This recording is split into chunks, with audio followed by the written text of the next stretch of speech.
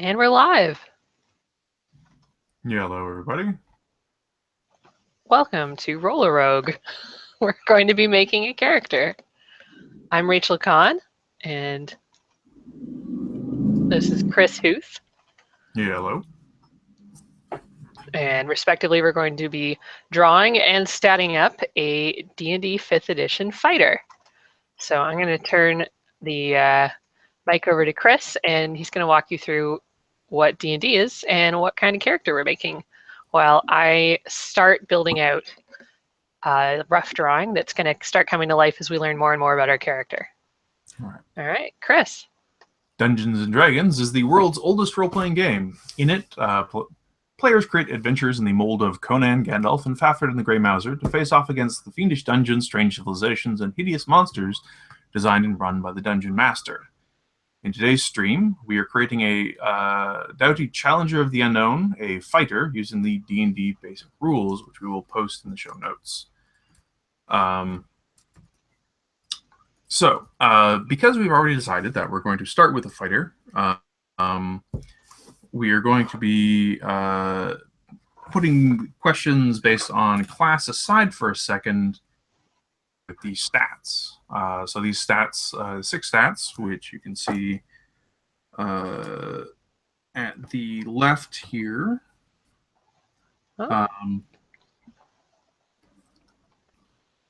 These are the basic determiners of what your character is like.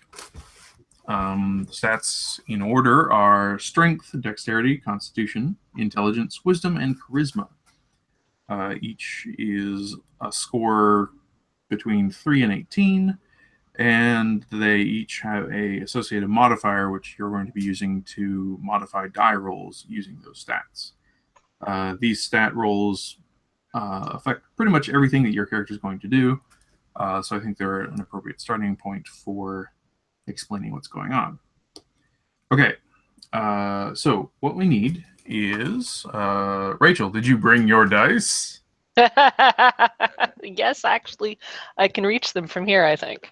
Okay, all right. We will need 4 d6s. All right, here we go. I have 2 d6s, but we'll make this work. Okay, so. Okay. All right, so I need you to roll 4 d6s and then drop the lowest die. All right, I'm going to write the results up in my drawing as I get them. So we've got...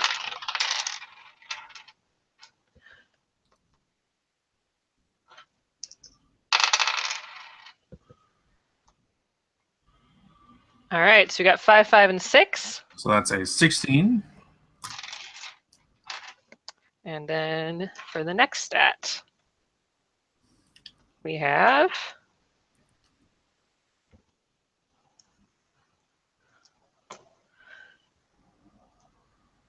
Sorry for my writing, guys. This is why Chris is in charge of writing. So we've got 14 there. Uh-huh. And then...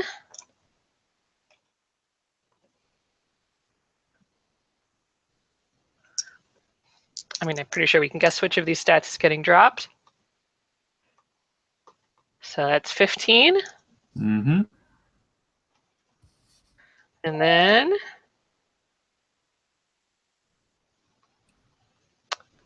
Well, friends, I crashed my program, but that's a 4, a 6, a 5, and a 1. So 4, 5, 6. Another 15. Let me see if I can get... There we are. And then a 3, a 5, a 5, and a 4. So 14. Mm-hmm. And the final roll. The final stat. Got a 1, a 5, a 1, and a 6. Oof. All right, so it's 12. It's a 12. All right. Well, that's our fighter, folks. All right, so next we're going to decide which number goes where. So you have a 16, a 14, a 15, another 15, another 14, and a 12. these are all good to excellent stats. Yeah, this is going to be a pretty powerful first level fighter we've got here. So, well, I always like to pick my dump stat. So let's take that 12. I'm going to say let's throw that in wisdom. No, let's throw that in intelligence. That's my vote.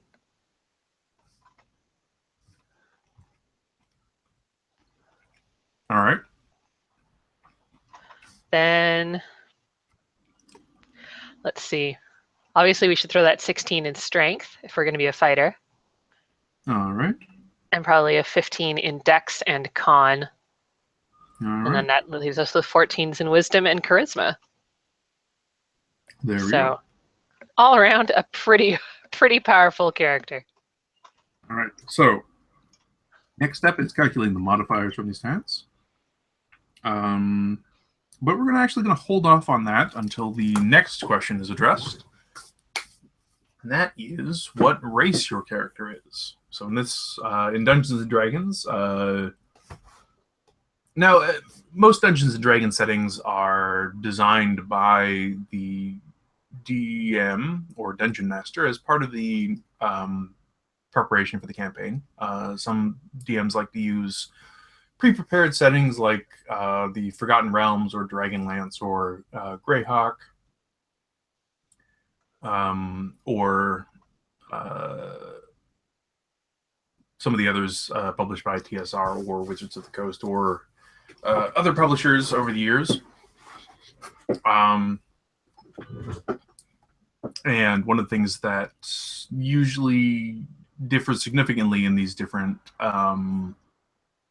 settings is what kind of, well, what the population of the setting is like. So some settings are, you can only play humans, or in some settings there's a terrifying array of all sorts of critters you can play. And because we're using the basic set for this, we're going to be restricting the choices to dwarf, elf, human, and halfling. Now, from this picture that has already started, I'm going to be guessing that you did not envision this character already as a dwarf or a halfling. No, but through the power of transform, using a tool I totally know how to use in this program. Well, through the power of transform, I can shorten this character. Yes. As soon as I find the setting that's locking it. But that is definitely a thing I can do. So if we decide to do a halfling, I can easily fix this. In fact, mostly I would just cut off the legs. So we would just do that. And then I would change up the legs and the arms a little bit. But what are your thoughts? Well, what kind of fighter do you want to be making here? I kind of want to do an elf. All right. I mean, we've got an already very high strength, so we're not relying on a strength bonus. All right. So, basically the way races work in D&D is you get a slight adjustment to your stats, and you get a bunch of other abilities that are sort of give you other means of interacting with the world than what you normally would as a human. So, first thing that happens if you choose an elf is that your dexterity goes up by 2. That's pretty sweet. Means that your dexterity is now your highest stat. Sweet. 17.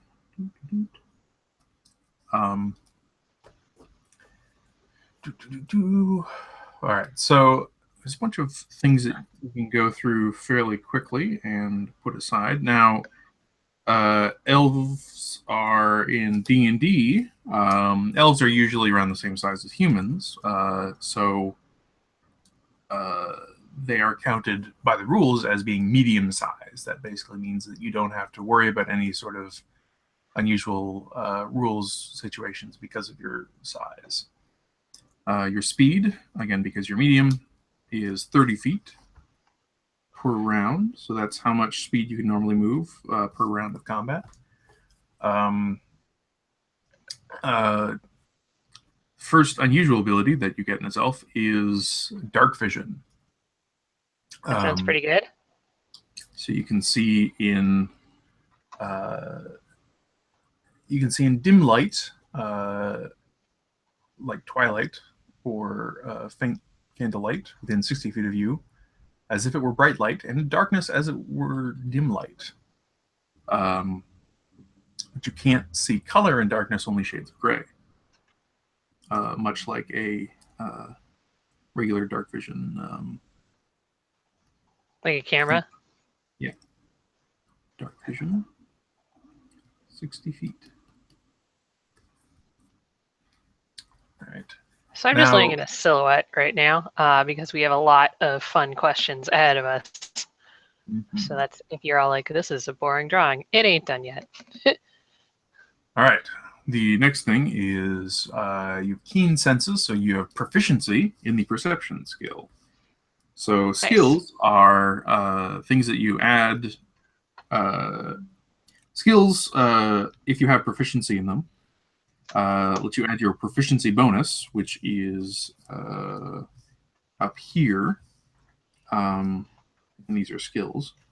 When you for pretty much every role in D&D where you're trying to do something, to figure out whether or not you successfully do something or not, you're going to be rolling a stat plus either a skill or a saving throw, the proficiency. And the proficiency bonus up here, because you're going to be first level, I'm just going to fill this in right now. Because you're first level, your proficiency level is going to be +2.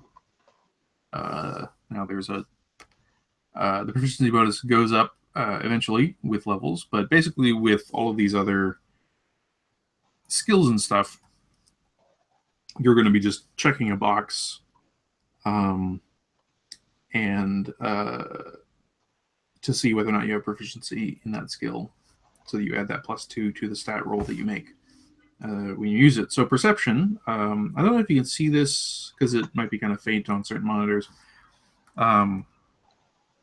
But the perception skill... don't be afraid to zoom in there. Here we go. Okay. All right, so the perception skill is right here. Was not. There we are. Some lag going on here. Okay, so the perception skill right there, which we will X out, is a wisdom skill. So if you make a perception roll, what happens is you take your wisdom modifier, which we will calculate in a second. Although, because it's a 14, your wisdom modifier is going to be a +2. And you add your proficiency bonus up here, which is also +2. So right now your perception roll modifier is going to be a +4. So every time you make a perception roll, you're going to be rolling a d20 and adding a 4 to that. That seems pretty good. So, right. Okay. The next ability you get as an elf is something called Fey Ancestry. So because you're descended from magical creatures, you have advantage on saving throws against being charmed, and magic can't put you to sleep.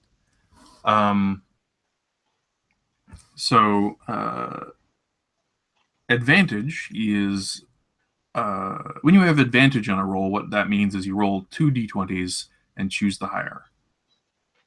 It's just a good way to get a second. You get a reroll essentially. Yeah. On your stat. Yeah. So that is an advantage. Similarly, there is a disadvantage condition where you roll 2 dice and take the lower of it. All right. Just trying to decide I'm just gonna note these down. All right. So drawing this fighter for Fey ancestry, I feel like Mhm. with elves, that's the magical pointy ears and elegant face. But we've probably reached the time where I get to start deciding about this character's like hair and stuff, which is really exciting. Okay. Um, just, I mean, we're going with pretty basic elves. Can you give me just some basic info on what your average elf is like? Hmm. Are we talking uh, unnatural colors? Are we talking are we going full Elric here? What's our thoughts for sort of your standard basic D&D? Hmm. Well, the literal standard. Um, so I'm going to read a paragraph from the basic D&D PDF. With their unearthly grace and fine features, elves appear hauntingly beautiful to humans and members of many other races. They are slightly shorter than humans on average, ranging from well under 5 feet tall to just over 6 feet. They are more slender than humans, weighing only 100 to 145 pounds. Males and females are about the same height, and males are only marginally heavier than females. Elves' Right. coloration encompasses the normal human range and includes skins in shade of copper, bronze, and almost bluish white, hair of green or blue, and eyes like pools of liquid gold or silver. Elves have no facial and little body hair. They favor elegant clothing in bright colors, and they enjoy simple yet lovely jewelry. So sounds about right. All right. So just full on Tolkien, but also sparkly. Now, I mean, if that's what you want to use as guidance, go ahead. But I also think I'm inclined to think that one of the important parts of D&D is sort of establishing your own world or establishing your own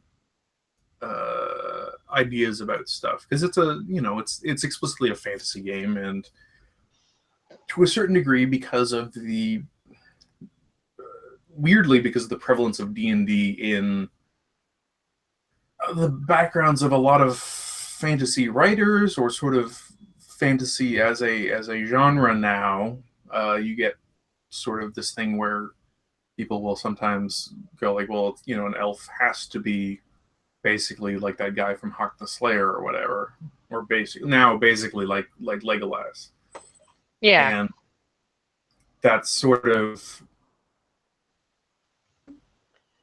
Crappy. yeah. I was gonna say disappointing. It's just one of those things where it's like, yeah, no, it's a fantasy thing. You should be. I don't know. I think it's. I guess Yeah. what I'm trying to No. get at is that, like, this is what the standard D&D thing says, but it's uh, I really think people should, when they're making their D&D worlds, put some thought into, how are these, like, what is elfy? What is the vibe I'm going for with this stuff, right? Yeah. Because to a certain degree, like, if you stand a Melnibonian next to a Tolkien elf, you might go, I'm not sure exactly what the difference is here, but once they start doing stuff, presumably there'll be significant differences there. Yes. So where are we at in the stats? Where are we at in the stats? All right. Well, we're about halfway through the elf description. Oh my God. Okay, skip the elf description. If your Well, stance is we're making up our own, then we don't need the elf description. Let's get in and no, figure out our character. I mean the elf powers and stuff. Mm. Okay, so the next elf thing that elves get is something called trance. This is something odd that every once in a while D&D stakes at something sort of specific about a character, and I find it kind of interesting or odd sometimes. But one of these things that they do is trance. Apparently in D&D, elves don't actually sleep. Instead, the rules say they meditate deeply, remaining semi-conscious for 4 hours. Cool. They call that trance. So it's instead of sleeping, they meditate, I guess. But basically, mechanically, what happens is that after 4 hours of this, they gain the same benefit as a human does from 8 hours of sleep. Huh. So this is most important when you're injured and you're trying to figure out whether or not you have a chance to heal, or whether or not you get a chance to, if you're a wizard. Okay. So what you're saying is essentially the long rest is shorter for an elf. Yeah. So here's the thing. You actually get another choice in terms of elfiness in the basic rules. So you can decide whether or not you want to be a high elf or a wood elf. Well, right now I'm a creepy eyes elf. Okay. But that seems like a good thing to decide as well. What is the difference? Well, most people listening at home would no doubt think, of course, the wood elf would be the one who would get high more. So, but this is sort of an adopted Tolkienism. So high elves are one of the sort of default assumptions, let's go with, in D&D is that the elves were heirs to some ancient civilization that may or may not be gone now. So high elves are, conceptually speaking, high elves are like, I don't know, like Atlanteans or something like that, where they're descendants of some lost civilization that was at some point in the past, probably the apex of civilization or something like that. The remnant of some lost golden age. Now this is something that D&D sort of gets from Tolkien.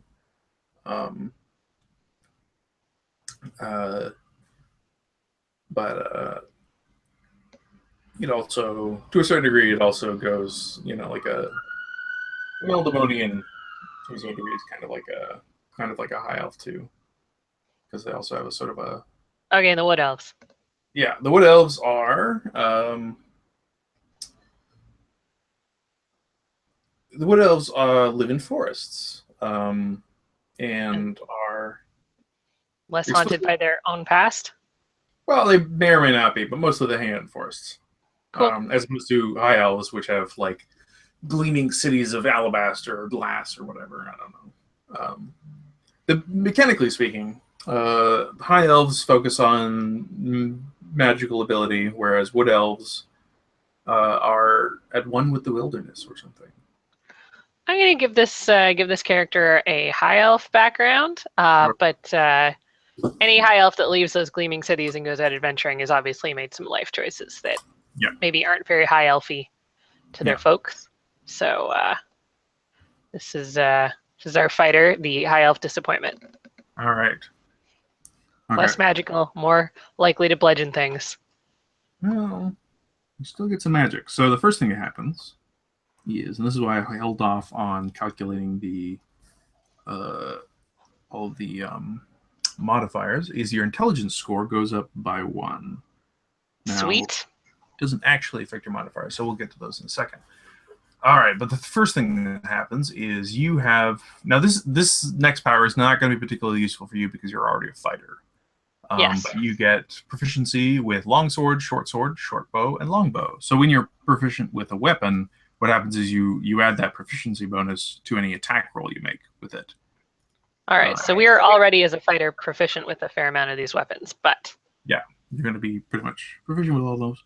But if you, say, were a wizard, you would end up proficient with these just as a matter of course, because I guess all elves go to fencing school or something. That's pretty sweet. That makes sense to me. Living the elf life. Making sure you can do some dapper fighting. Elf Life is my favorite Oasis song. Or wait, no, Jonathan has suggested that we our poor character did not do very well in school, and that's why the adventuring life called to them. I know that's why I do it. All right, so at this point, we get to go off into the weeds a bit. Is it the equipment weeds? No, it is the magic weeds. You get to choose a cantrip from the wizard spell list. Just one? Just one. All right. So What are our cantrip options? let's sort of scroll a bit. Okay, so you can choose. Most of these are going to be a little bit self-explanatory, but let me know if any are not. Acid Splash, Dancing Lights, Firebolt, Light, Mage Hand, Minor Illusion, Poison Spray, Prestidigitation, Ray of Frost, and Shocking Grasp. All right. So how many of those are lightning themed? Shocking Grasp specifically. Although I That guess you sounds can make pretty good. Okay. Dancing Lights could probably also look lightning, I guess. So what exactly does Shock and Grasp do now that I've selected it for our 4 character? All right. Let's do some scrolling. Now for the viewers at home, D&D has a bunch of subsystems that when you have to make choices out of them occasionally involve a certain amount of looking at lists. All right, Shocking Grasp. Lightning springs from your hand to deliver a shock to a creature you try to touch. Make a melee attack roll against the target. You have advantage on the attack roll if the target is wearing armor made of metal. On a hit, the target takes 1d8 lightning damage. You can't take reactions until the start of its next turn. All right, so it's basically you zap them and they get stunned. That's pretty sweet. I really like the idea that we've developed this skill mostly to fuck with other elves in fancy elven armor, possibly while we were failing at elf school. We were like, you know what? I will learn a magic spell. I'll learn one fucking magic spell, and I will use it to prank all of my friends. And then you get kicked out of dueling school for pretty much immediately. Yeah. All right. So apparently this is the elven version of dirty fighting. We've decided. Okay. In this world, yes. All right. So, all right. You get one extra language of your choice. Elven? Is that an option? Well, you already start with Elven. Oh, okay. So we have Elven and Common then? Well, you already start with basics. Yeah, so I'm saying that's what we got. Yeah. What are other options language-wise? Human, I guess, is Common. Now, this is one of those things where you really would go to the actual GM and go like, well, what languages do people speak in this?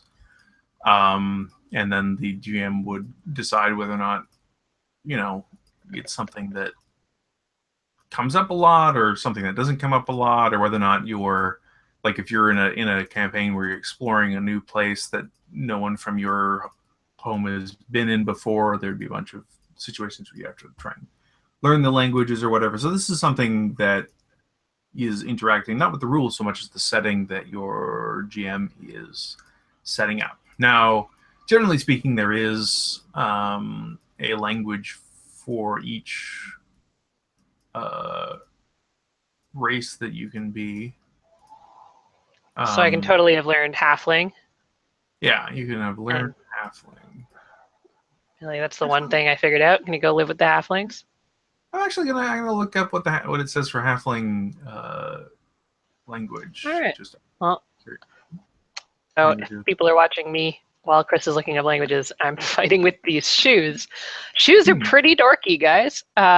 They're pretty difficult to design. And as much as I wanted this character to have lovely bright pink shoes, I'm not sure that's really going to work. So we're going to go with the dark brown now and see if we can come up with some boots that don't hurt my soul. Mm-hmm. Halflings apparently do have a language. Sweet. It is not secret, but they are loath to share it with others. So cool. Well, we've learned now that our elf fighter has befriended halflings enough or spent enough time in the library to teach themselves halfling languages. So. Common. I mean, it's an elven library, so maybe they've learned like a weird archaic version of halfling. I like that a lot. Like when we show up in Quebec from Ontario and nobody understands our French, and then we go to Paris and nobody understands our French, and we realize we just have an imaginary version of French that we've all learned. Pretty much. Sweet. An imaginary version of French where people pronounce consonants. So, all right, That's just mine. clarifying this magical sash. All right, so we've got language. What next? Well, that extra language was the final elf sort of mechanical power. Sweet. So now we need to pick some fighting powers? Yes, but first I'm going to do some bookkeeping. Now, because the adjustments to our stats have finished, I'm going to go in and write down the modifiers. So the modifiers are there's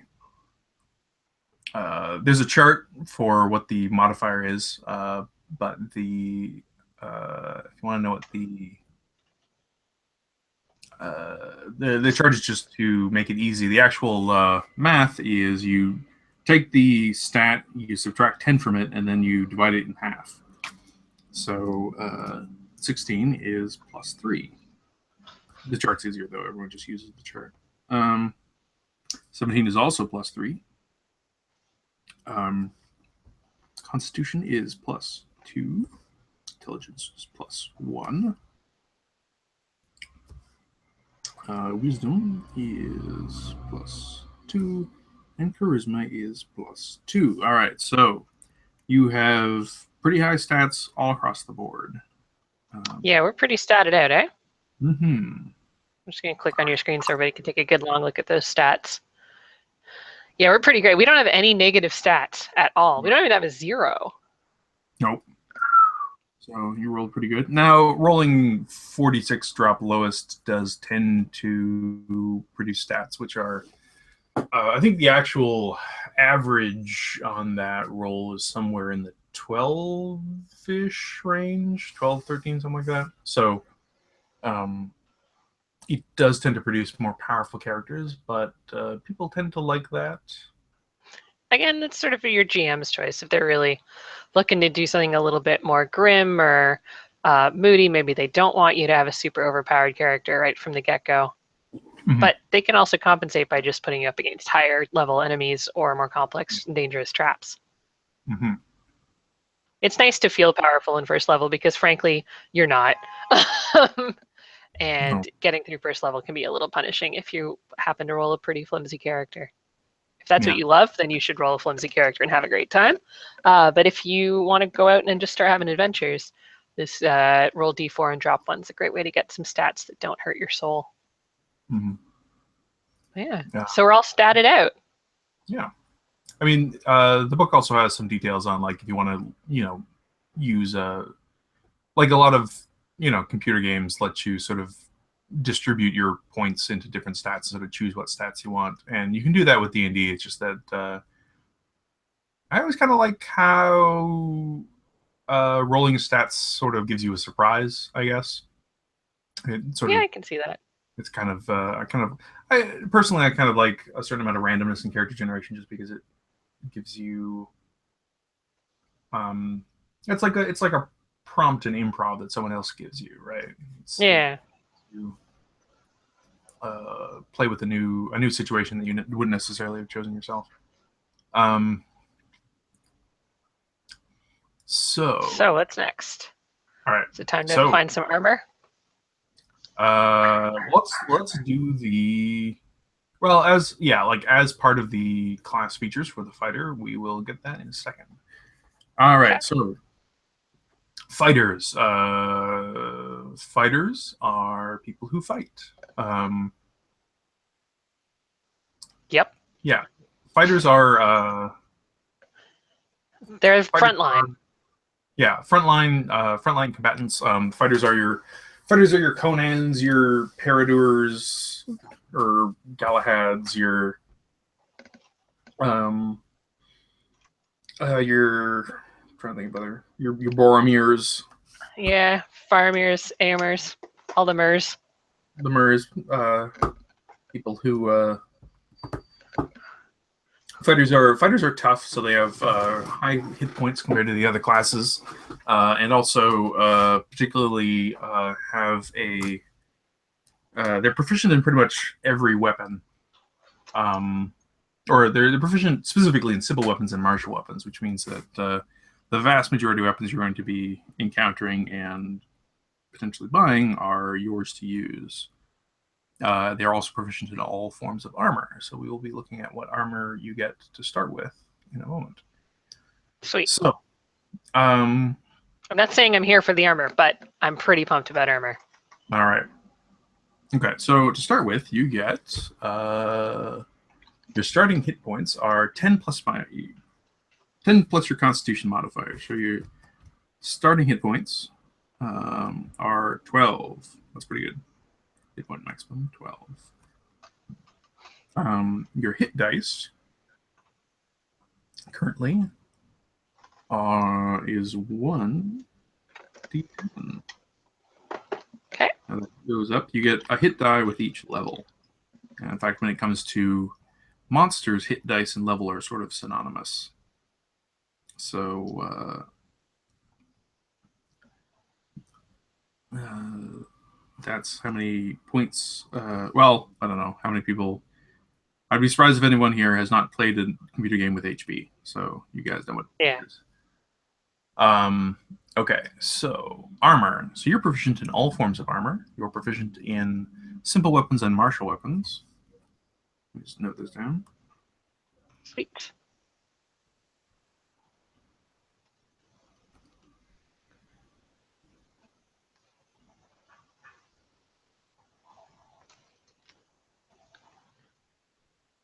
I'm blinging out our elf. All right.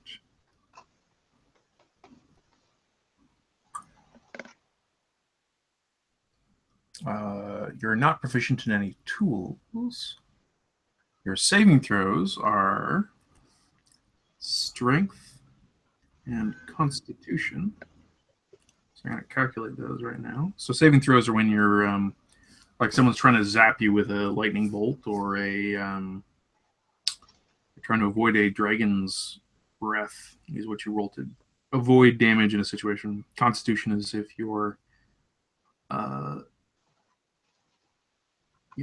if you've been bitten by a snake and you're trying to resist its poison. So you get +5 in strength and +4 in constitution saving throw.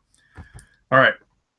All right, so your skills, you're going to choose 2 skills from a list of acrobatics, animal handling, athletics, history, insight, intimidation, perception, and survival. Now you're already proficient in perception. You are proficient in perception. So choosing that again is not. Can you star the ones that we have to choose from just on the right beside the name? That'll help us keep track of the choices. Okay.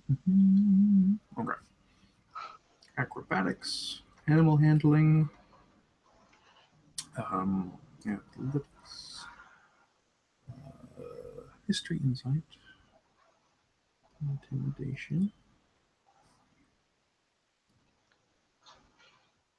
And we're going to pick 2 from this list. So yeah, 2 from this list.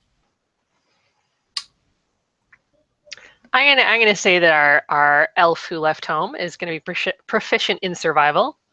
Okay. Because when you come from a cushy city life, if you've made it this far to be a whole level 1 adventurer, you have learned not to die. So that's 1. And then I guess for the second one, if we are the kind of person that spends time in the library learning halfling languages, I'm kind of assuming we're pretty nerdy. So I'm going to say history. All right. That's my, I mean, we don't have a lot of intelligence, but, you know, maybe you're reading the famous exploits of adventurers past that decided that the academic life was not for you. Yeah. Spent some time in there being like, gosh, remember when we were out adventuring? We didn't just live in a city looking fancy and mourning our past greatness. All right. All right. Chris, is it armor time yet? Yes. All right. Yes. So you start with the following equipment. In addition to the equipment granted by your background, that'll come next. So you can choose either chainmail, their armor, longbow, and 20 arrows. We do have a really high dex. Yeah. So one of the other, you might be able to get a ranged weapon in a future choice. But basically, for the folks at home, this choice basically defines whether or not you're thinking of your character as a frontline fighter right now, or someone who peppers things with arrows. Yeah. Okay, well, let's take a look at these stats again. What's our hit points again? 12? 12. That's not bad, right? It is 2 points under what I think the maximum for a starting character. That's pretty good. So we're pretty buff. We can take a few hits. Yeah. Our strength is quite high. Mm-hmm. So that means when we're rolling damage and stuff, we're rolling +5 on our damage die, right? Or not on our damage die, on our hit die. On what? No. Okay. You're rolling +3. Yeah. And then proficiency bonus if we're using a weapon we're proficient with, right? Well, with the 2-hit roll.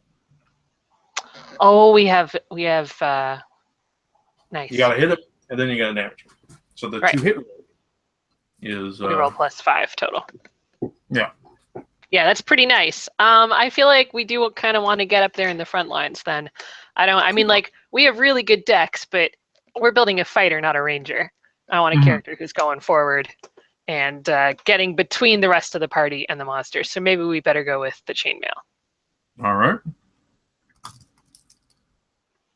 Alrighty. Mm-hmm. Okay. So, chainmail.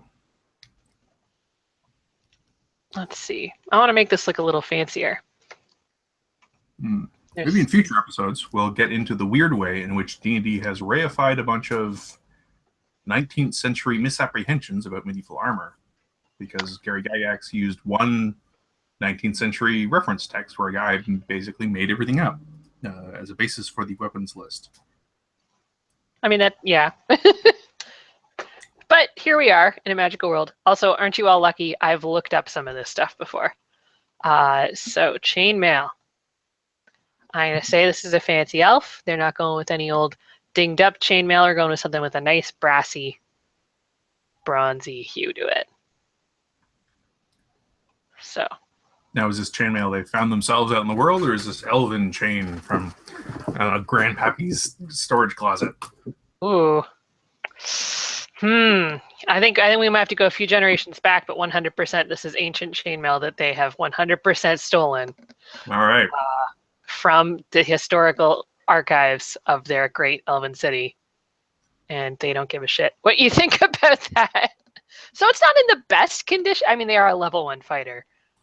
But it's not too bad.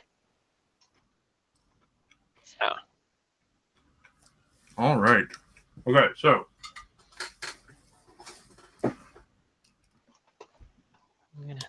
Because this is full mail, this counts as heavy armor. Sweet. So what that means is your AC is 16. Ha ha ha ha! Try and hit that. Yeah. This character is very powerful. I feel like they're going to do real well against your average first level giant rat. One can only hope. And if you can't take the rats, yeah, get out of the dungeon. Yeah, that's what they say on those little crocheted or whatever little knit. What are those called? Inspirational pillows. Yeah, those inspirational pillows that you find scattered around the dungeon. Yeah, no, on all the cross stitch they have around the dungeon, especially in the break room and stuff. If you can't take the rats, get out of the dungeon. Yeah. I mean, I don't know if it's there for the monsters or for the adventurers, but we usually find it in like goblin kitchens and stuff. Yeah. Jonathan asks if battle forks aren't real. He seems really sad. If what? Chris, don't forget to check the chat now and then. Still not coming up for me. It's not coming up at all? Refresh that video link. I'm trying. Let's see.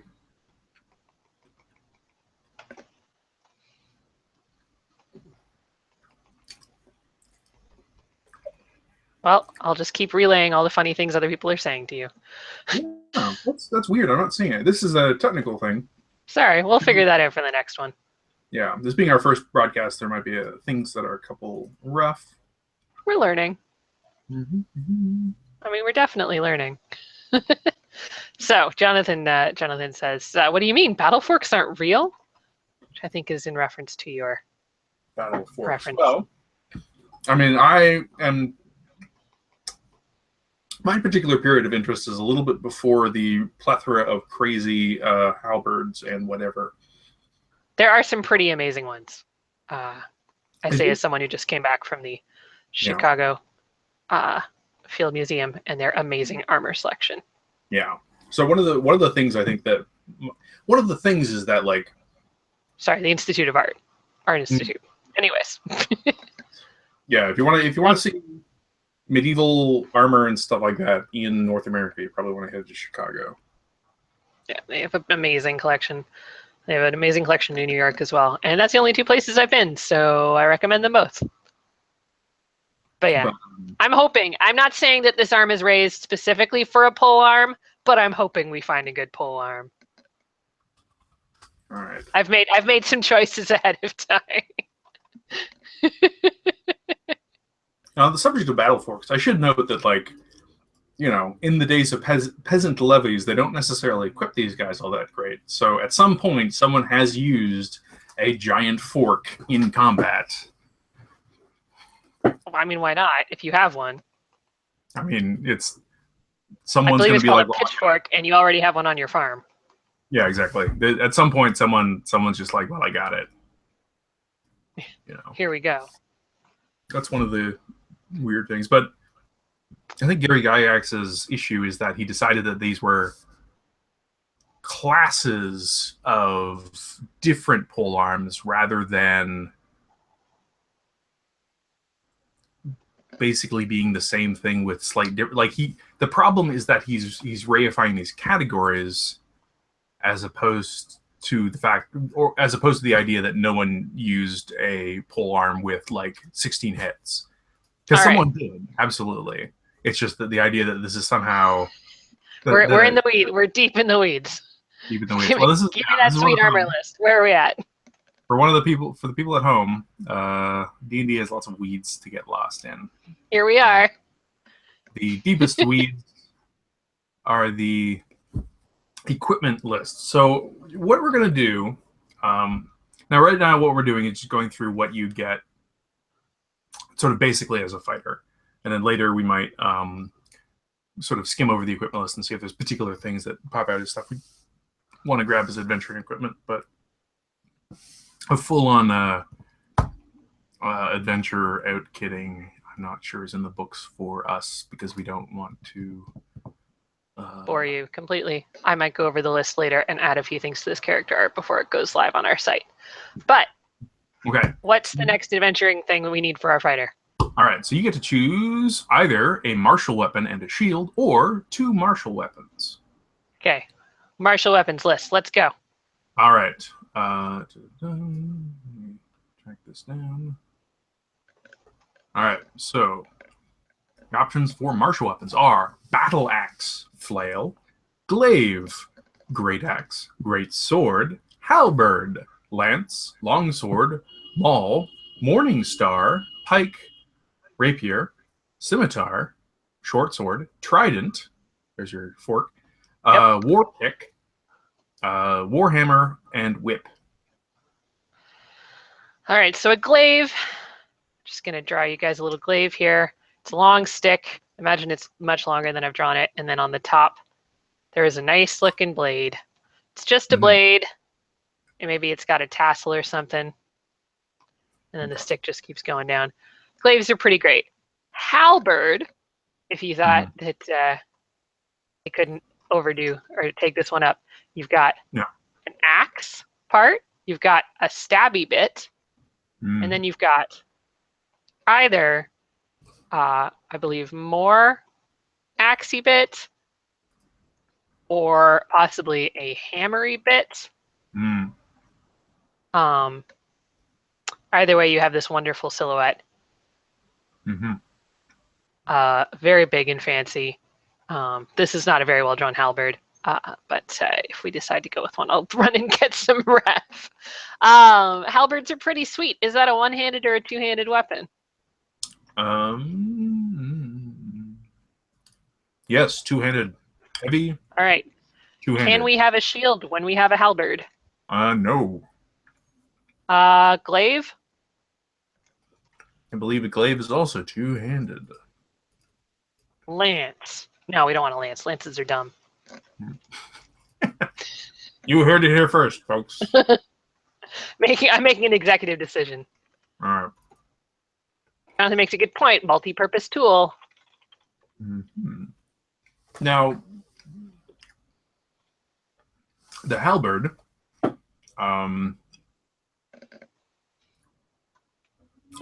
has reach, which is a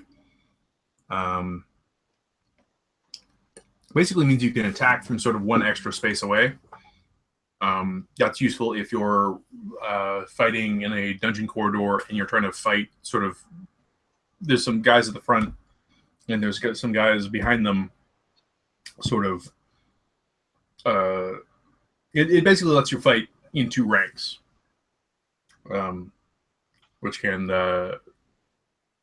increase the damage output of your party in the tight confines of a dungeon corridor.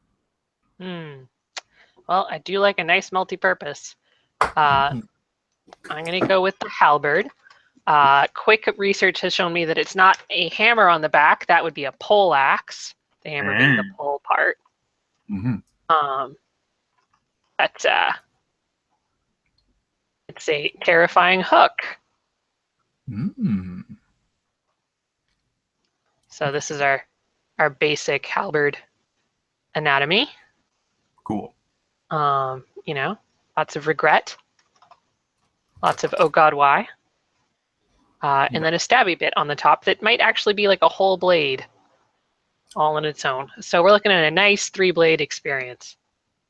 So now we have that. We get in there and get drawn. Again, I'm going to say that this is a weapon that came from a place that this character shouldn't have been, where they were stealing things they shouldn't have had. All right. Now, because you can choose a martial weapon and a shield, or two martial weapons, do you want to choose a close combat weapon? Probably, yeah. That seems responsible. What are our close combat weapon options? Battle axe? I think a battle axe is slightly on the bigger side. Let me check. All right. What are our small? Oh, actually, a battle axe can be used in either one or two hands. Oh, all right. But yeah, you can. Trying to think what else. Flail, grenades, halberd, lance, longsword. I don't know. A longsword seems. Longsword can also be wielded in one or two hands, as you wish. Trying to think of something that would be maybe. What are the stats on like a short sword?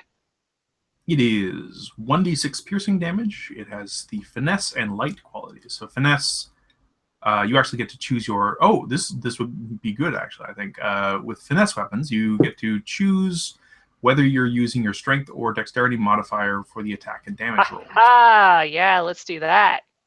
All right. So we've got a reach weapon and we've got a finesse weapon. So. Short sword. Confusingly, halberds often have very weird shaped axe heads, so let's do something fancier than this. All right. So I'm going to start recording. Yeah, get this all written down. And start recording your attack options here. Yeah. I like a fighter with a good selection. Mm. It's nice to be able to tailor your approach to the situation. So,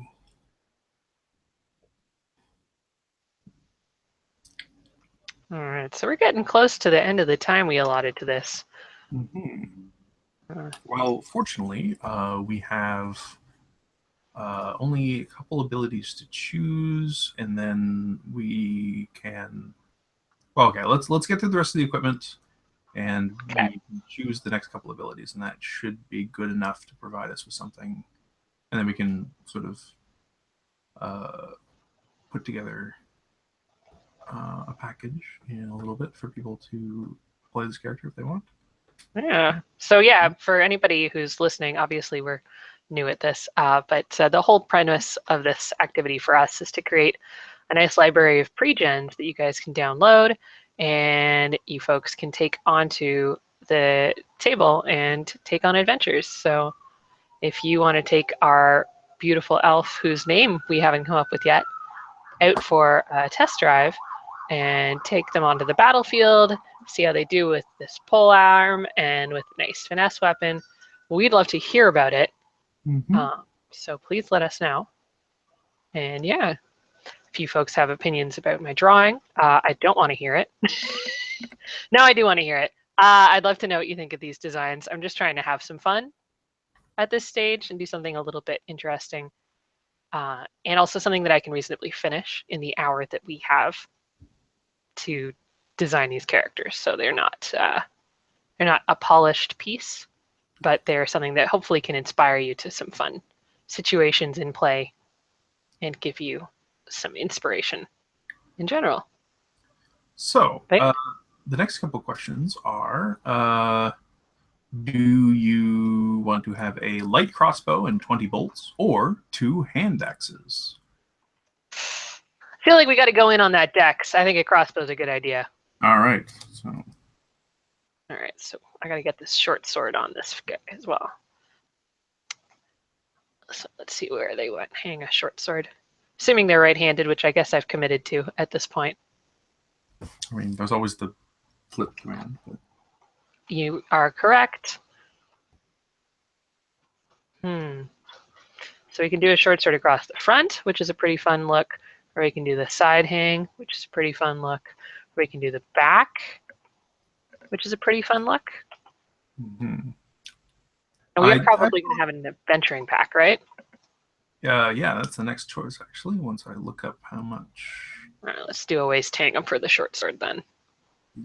28 piercing. Also, at some point, they probably want to put this halberd across their back, so leave room for that. Yeah. Which stats on the crossbow. Okay. Next choice is, as you guessed, a Dungeoneer's pack or an Explorer's pack. Sweet. So what is the difference? All right. So the dungeon packs are there to speed up the part where you get to. They're basically sort of pre-packaged bundles of equipment that lets you gives you a bunch of useful dungeon or exploring related stuff, while also giving you a certain amount of choice.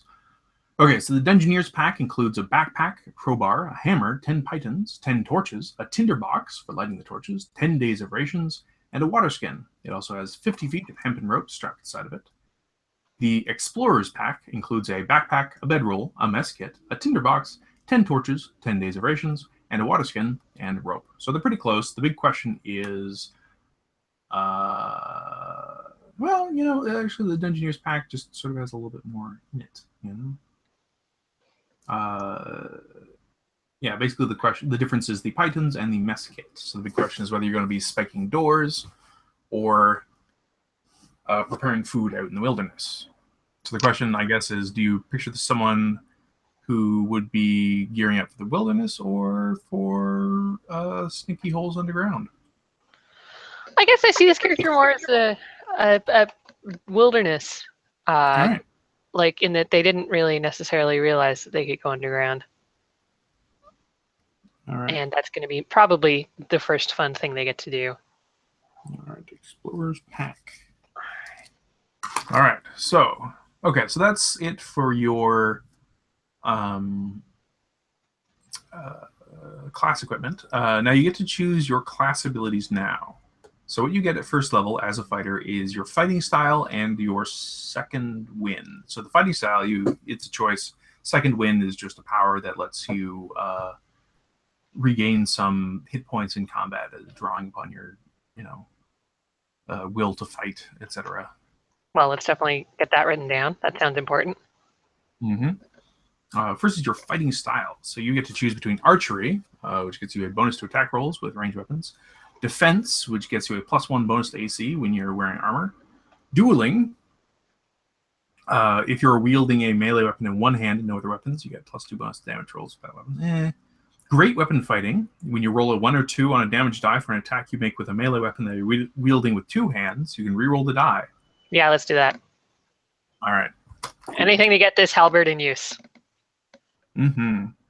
Also to support the person who's stuck with a two-handed weapon. Yeah.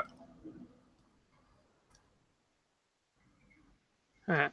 Putting some sapphire blue on this short sword for better or for worse. All right. Fighting and second wind. All right. Time to get a crossbow thrown in here. Now, what my instinct is to draw a crossbow that's going to fill this space, but it is a light crossbow. So the thing is, I'm not really sure how big exactly that's going to be. I mean, it's got to be big enough that it's putting some. It's got to be big enough that it can put force to send a bolt 80 feet. Yeah. Right? So it can't be tiny. Well, but maybe it's just made out of some sweet elven wood that is super strong because elven fighting technology from back when they were awesome. Because when someone says like heavy crossbow, I picture something that's like, 5 two-hander. Yeah. Yeah. Like I'm thinking the thing that it takes, your whole body to reload. Yeah. So yeah, let's go with that. Let's say that. That makes sense. All right. So the next choice, and this is the last one, we can probably jump right through this one. Okay, so the choice of background is the thing that 5th edition does that gives you a sort of gives you a choice aside from your race and class about where your character came from. Now, we've already talked about the background a little bit, so what I'm going to do is go through these and you see which one seems to fit the closest. So the choices are, in the basic set, Acolyte, which is you spent your childhood in service of a temple. Criminal, you spend your time breaking the law. Reasonable. Folk hero, rising from a humble social rank to defend your village or whatever. Now, the next two are the ones that I think make the most sense for this character. Either noble, you came from an aristocratic position, or sage, where you grew up in a library. Yeah, I think we're going with library here. Sage. All right, so that gets you the skill proficiencies of Arcana and History. So because you get History, let's say that you go back to the class thing and choose something else in your class list. All right, instead of History. Yeah.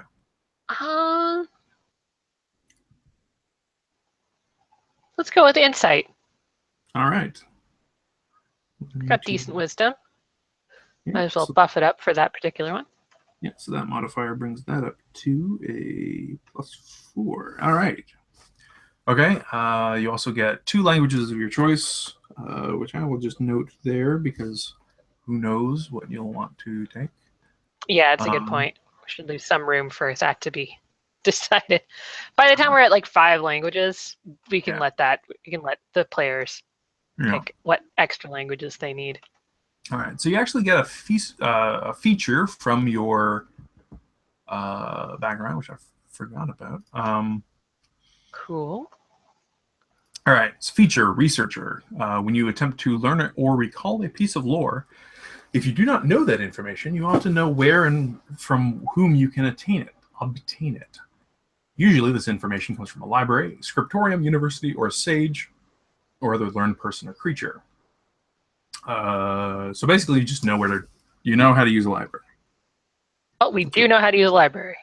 Yeah. That does seem pretty reasonable to me. Or you know how to... this actually seems like a fairly accurate description of what happens when you go to post-secondary. So you actually learn how to... You don't learn the thing, but you learn where to look it up. Yeah. All right. So... All right, so we're at 3:05 right now. We we've got a pretty good character. We're going to need a name for this wonderful elf. Yeah. So what are you feeling? I was wondering if you maybe had some fantasy names listed. I think there's some... would love something that's a little non-specific gender-wise, because I feel like elf gender, like, why does it have to be the same? Yes. That's my stance. So here's a bunch of sample ones. Cool. Let's see what we can build out of those. Adrian, Alar, Aramil, Aranis, Aust, Beiro, Varian, Carrick, Enialis, Erdan, Erevan, Galindan, Hadarai, Hayan, Hemo, Emeral, Evelios, Glaucian, Mindartis, Peleus, Perrin, Quarion, Riardan, Roland, Stovalus, Thamior, Tharaval, Theron, Varus, Adri, Althea, Anastriana, Andraste, Antinus, Berethina, Biril, Kalin, Drusilia, Anna. All right. Before we go through the whole alphabet, all right. I'm just going to come up with an imaginary name. Yes. Hope you all like this experience, viewers. It just seems more fun there. I'm going to say let's go with